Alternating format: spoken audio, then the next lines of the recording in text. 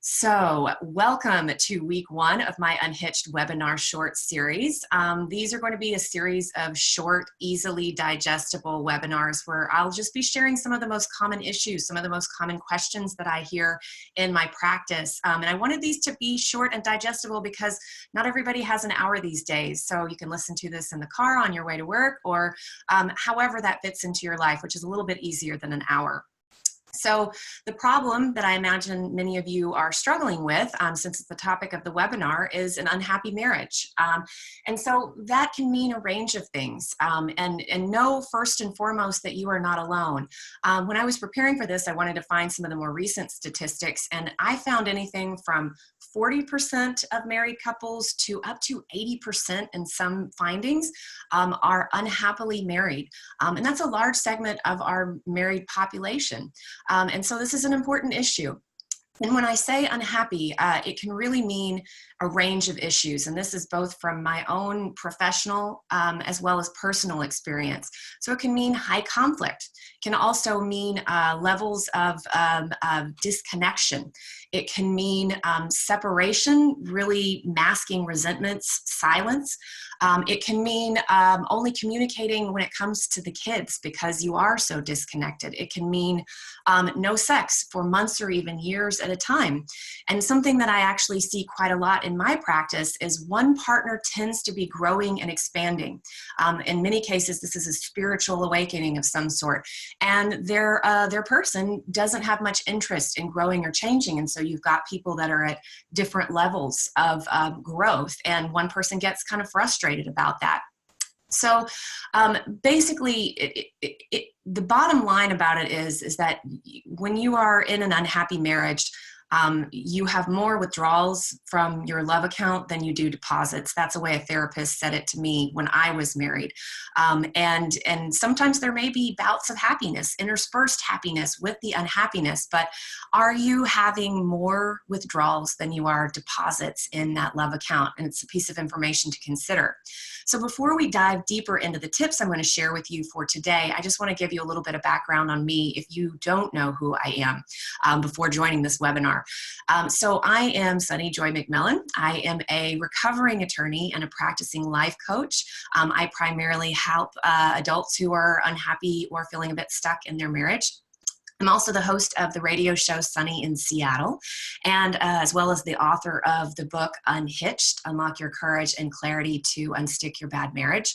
But most of all, and perhaps most importantly for today, I'm a divorcee. And I'm passionate about this subject because I went from a pretty high conflict marriage to a surprisingly graceful divorce. And I'll be talking about that, what process we used in later webinar shorts. But we had a surprisingly graceful divorce, followed by an even more surprising, really beautiful post-divorce friendship. And so I say, if it could happen for us, it could happen for anyone. And the cool thing is, some of the tips that I'm going to share with you for today and in future shorts, you can actually apply them while you're still in your marriage, because in my book, Unhitched does not mean divorce. It means getting unstuck. And for some people, that means healing the marriage. And for other people that may mean divorce.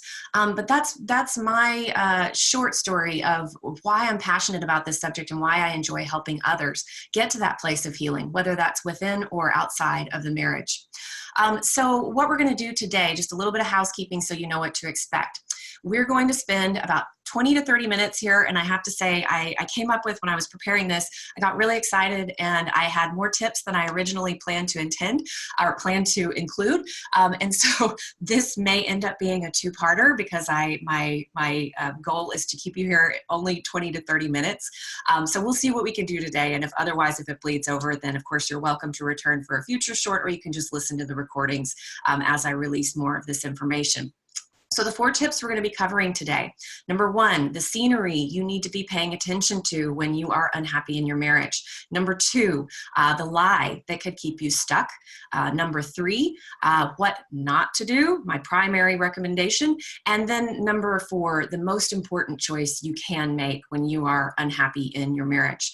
I'm not going to take any questions today. Like I said, I want to keep this really short. And also, this information tends to be pretty personal. That's why I have our cameras off. And I think think privacy is important to a lot of people who are in this place. It was to me when I was going through it. So if you do want to talk to me about your specific situation further, or find out how to take this further offline, then I will tell you how to do that at the end of our time together. So as I mentioned, Unhitched is something that I'm passionate about. It doesn't mean divorce, it means getting unstuck. And so I'll just encourage you, whether it's a coach, some other type of professional, a therapist, anyone really that can help you. My invitation and encouragement to you is, if you're feeling unhappy and stuck, is to get unstuck. And I hope that some of the information I'll share with you is going to help you do that very thing. So quick PSA announcement before we dive into this content. These 4 tips that I'm sharing with you apply when you are in relationship with a mentally well person. And what I mean by that, I'm talking about a very specific personality disorder set or type of personality disorder, that if this, what I'm about to say, if it applies to your spouse, these tips today need to be modified. Specifically, I'm talking about folks who fall into that cluster B personality disorder category, antisocial disorder, narcissistic disorder, or even beyond that, those categories of sociopathy and psychopathy. Dr. Kristen Neff at the University of Texas has identified that we are in a narcissism epidemic. I've heard numbers lately, as many as 1 in 4 people fall into this category of the antisocial narcissistic disorder category, which is pretty scary. The main thing to know about these folks is that they don't really have empathy the way that the rest of us do. And a lot of the brain science that we now have is showing that these folks, this is not something that can be loved out of them. There are differences in their brain, chemically and structurally, that while we are very encouraged by neuroplasticity and being able to change a lot of things, in these groups of people, you don't have a lot of awareness or desire to change. And so I bring this up because I see a lot of clients who are coming out of relationships with these folks, and narcissistic abuse is a thing. It's not my wheelhouse, but I just want to call it out there because to me, a lot of what I'm sharing needs to be modified if you're in relationship with one of these types of people. I would recommend 3 different folks to check out if you feel like this applies to you and your person. Number 1, Sandra Brown has a fabulous book, Women Who Love Psychopaths. I know that's a strong word, but she really puts all the narcissists, antisocial, sociopaths in that category for the book's purposes. It's Women Who Love Psychopaths Inside the Relationships of Inevitable Harm with these people. Number 2, I would recommend the work of George Simon. And number 3, Dr. Christiane Northrup. So there's my PSA on that. So let's dive into our content so I can get you out of here within the 20 to 30 minutes as promised. So tip number one, I want you to think about scenery. You may be thinking, what kind of scenery? So there are 2 types of scenery that I'm talking about here, your inner scenery and your outer scenery. And I'm going to share a little story at the end of this segment to help you know more about what I'm talking about and see it illustrated in 2 very different lives and outcomes. But what normally happens, and I think that we often, when we're in an unhappy marriage, and I'm speaking from my own personal experience and that of the clients I work with, I usually hear, my partner is the problem. My spouse is the problem. And that may be the case. It may very well be the case. But that's a really disempowering place to start the examination, to say it's all outside of me and I have no control over it. So what normally happens when you're unhappy in your marriage for a lot of people is you go to couples counseling. And what you want to get in there, number 1, there's often an intent. And again, speaking from my life personally, I spent many years in therapy, both separately and with my spouse. My intent when I went in there was that I wanted the therapist to tell him what was wrong with him so that he would change, because he wasn't listening to me.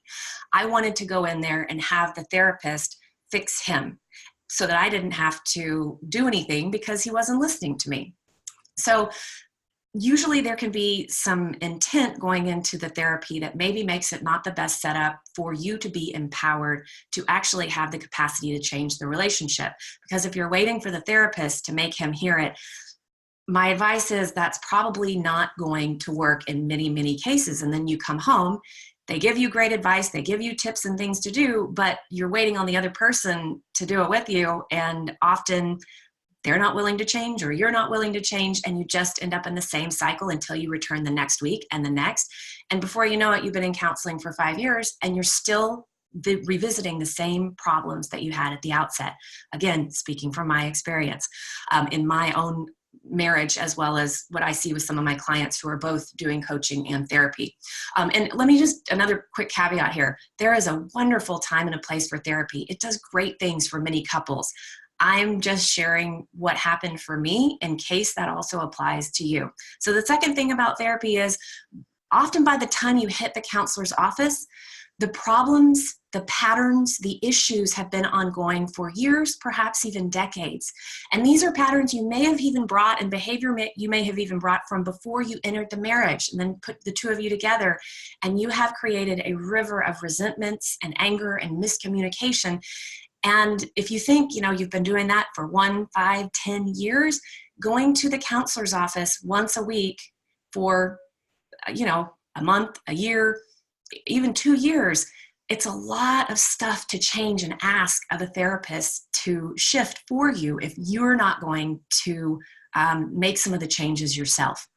So I say that because if this has happened for you, as it did for me, I want to let you know that it only takes one person to shift a relationship.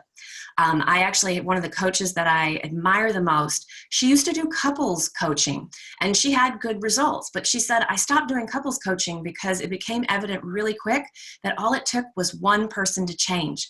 And when you change, one of two things will happen. The other person has the opportunity to change with you, the opportunity to use that as a catalyst for growth, or they may decide not to. They may not have the capacity to, but either way, you have changed and you've gotten to a place where you may be more at peace than you can even imagine is possible, even still married to this person. And it's kind of like, think about a puzzle piece. If you change one piece in a puzzle, what happens? The other pieces don't fit anymore. You either need to recut them to fit, or you find a new puzzle. So I just want to let you know that you have the ability to shift your relationship, even doing this from a very one-sided, your perspective, your own behavior, your own life. And you may be asking, as I did at the beginning of this, why do I have to be the one to change? They're the one that's been causing problems or doing this or that. And I hear you. I had that same thought and resistance myself. But what I will invite you to ask is, do you want to be right or do you want to be free? And I wanted to be right for about 13 years until I wanted to be free. And when I decided to get free and give up being right, that's actually when things really shifted with me and with my ex-husband. We did our healing outside of divorce, or outside of the marriage after divorce, but it can be done within the marriage. I don't really have a preference for you, what ends up happening for you. I just want you to have all of the information before you make any decisions, whether that's to heal or to divorce.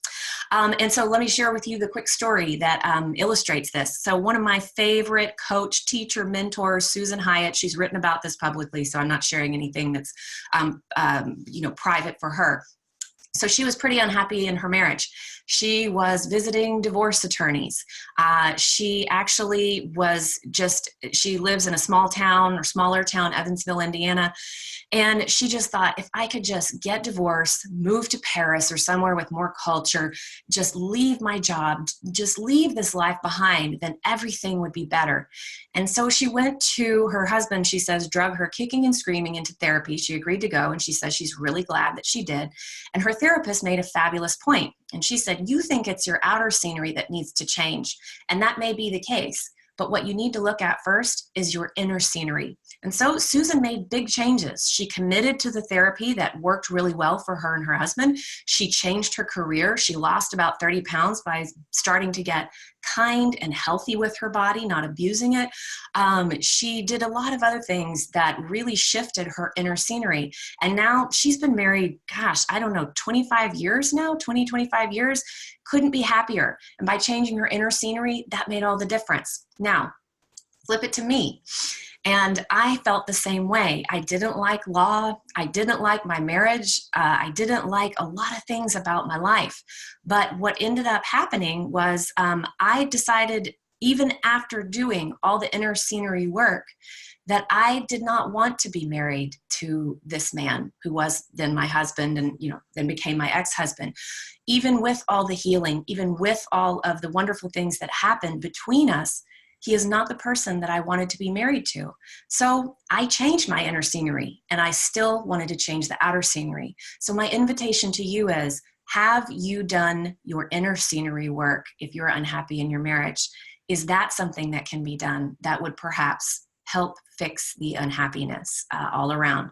Okay, so tip number 2, the lie that could keep you stuck. So what I used to say when I was in my marriage, and what I have heard from many people who sit on my couch, is that I'm just confused. I don't know what I want to do. I just go back and forth, and it's just, the confusion is too much for me. And then they just stay stuck. So what I will suggest, and I'm going to say this gently, but it's a powerful statement, and you may find yourself resisting a little bit, and that's okay. But may I suggest, as the way one of my favorite teachers put it, that confusion is a lie. And even if you don't believe me that it's a lie, what I will suggest is that, bottom line, it blocks you from your own inner wisdom. And when you're evaluating what to do in a marriage, how to go about dealing with the unhappiness and fixing things, I will tell you that the most important asset you have is the guidance that will come from your own inner wisdom, your inner being. If you believe it's a soul, call it a soul. But the wisdom that comes from within you is the most important asset you have, not the noise that's happening outside of you. So if you are saying you are confused, you may very well be blocking yourself from that inner guidance that could give you the best advice possible for what to do and how to fix this problem. So get in the practice of admitting to yourself what you do want. For a lot of my clients, admitting what they want is too scary because they think they have to act on it. If they say, I want out of my marriage, it's really hard to say that because they're not ready to initiate divorce proceedings. And I don't suggest that anyway. There are a lot of things that should happen before you do that. But just get in the habit of admitting what you do want, knowing that you don't have to act on it. And 2 more things about that. You can change your mind. I will share a powerful story of a friend of mine who, she's a colleague as well, a coach who knows how to do her self-coaching. And she was pretty unhappy in her marriage. They shared 3 kids together. They'd been together a long time. And so they did what I'll talk about in a later webinar, a structured separation, where she went off on her own for about 9 months. And they did work separately, not together. Within 9 months, she had changed a lot of her thinking, a lot of her beliefs and her feelings, and they came back together, and they have been married for now, again, something like 20, 25 years. And so be willing to be open to the possibility that things may change, that you can change your mind about this, and that the greatest healing may happen when you do change your mind. And again, I just want to emphasize, you are more powerful than you have probably been led to believe, or that you believe yourself. And when you tap into that inner power and that inner wisdom, great things can happen and shifts can really occur. So that was tip number 2. Tip number 3, what not to do. And this is going to sound pretty counterintuitive probably, but bear with me. When we are unhappy in our marriage, again, speaking from my own personal experience in my marriage before I got divorced, as well as that of the clients that I work with, there is a tendency to want to escape. Maybe sometimes physically, but I'm talking things like numbing behaviors, distracting behaviors, avoidance behaviors, or my favorite word for it comes from Brooke Castillo. She has a lot of work on this. She calls it buffering. Basically, it's anything that you do to not feel what you feel and know what you know. For me, my buffering agents were plenty of travel apart from my husband so that we didn't have to be in the same house together, lots of alcohol, and prescription drugs. And I stayed pretty numb and high for probably the last 5 to 7 years of my marriage, because that's the only way I knew how to stay in it. And I didn't want to face what was happening. For other people, it can be usual subjects: drinking, gambling, smoking. It could be sugar, processed flours, about overeating. It could be also the more benign things like workaholism. I had a client who just threw herself into her work. She was the primary breadwinner. She never had to come home and deal with it. It could also be endless hours of Netflix or social media. But bottom line, be onto yourself. What are you doing to not feel what you feel and know what you know? Because what's going to happen when you take away that buffering agent, all the emotions and the unhappiness are going to come up. But I will suggest to you that while this may feel pretty darn uncomfortable, it's not a bad thing. Our emotions are two things. Number one, it's a chemical reaction in your body, a physiological response, usually to a thought. And it happens in the body, and it will move through you. The other thing an emotion is simply a message to be paid attention to. Our emotions can be a guidance system. So if you are blocking them by numbing or buffering, you are missing a really important part of your guidance. So I'm going to actually ask you to lean into your unhappiness so that you get the information that's coming from your inner being, your inner wisdom, your soul, whatever you want to call it. So instead of avoiding the unhappiness at home, lean into it, because it will be important information for helping you catalyze growth, change, whatever that looks like, whether that means fixing the marriage or dissolving it. Okay, so tip 4, and I think we will be able to get out of here on time by 30 minutes. The most important decision that you can make, and I'm going to say this one, is choosing love. And when I say that, I don't mean marriage equals love, so you choose your marriage. That may be what you end up choosing ultimately, but that's not what I'm talking about. Psychologists have identified, usually they break human motivation for our behavior down into 2 camps. Our actions and motivations are from love or they're from fear. So 2 just very basic motivational forces here. So I'm asking you to ask yourself, when making these decisions around your marriage and your unhappiness, to choose love. What would feel like love? And examples would be things like, would love choose to drink that second bottle of wine because you fear feeling the feelings about what's going on? Would love choose to have an affair because you fear actually dealing with what's going on at home and you want a distraction? Would love choose to avoid being truthful in your therapy sessions when you know that it's over because you fear hurting the other person, so you just let things limp along for years on end? And I will tell you, it may not make sense at first. I mean, you've heard, of course, the truth will set you free. The truth is always kinder, even if it's harder in the moment. So I would invite you to choose love. What would love choose in this situation? Would it choose to go to therapy? Would it not? Would it choose to engage in this behavior? Would it not? So choose love. So pitfalls that I see people making, here are some tips. These are things I use in my practice. So what do I see people doing? So it's important to remember that these tips are very simple, but they're not easy usually to implement. If you think about it, you've had decades of your own pattern behavior, perhaps decades with this person. And so it's very, very easy. Our brains are wired for efficiency. They like doing what we've already done before, even if it's not healthy or constructive, because at least it's safe. You're still alive. In your brain's world, as long as you're still alive, let's keep doing what we're doing.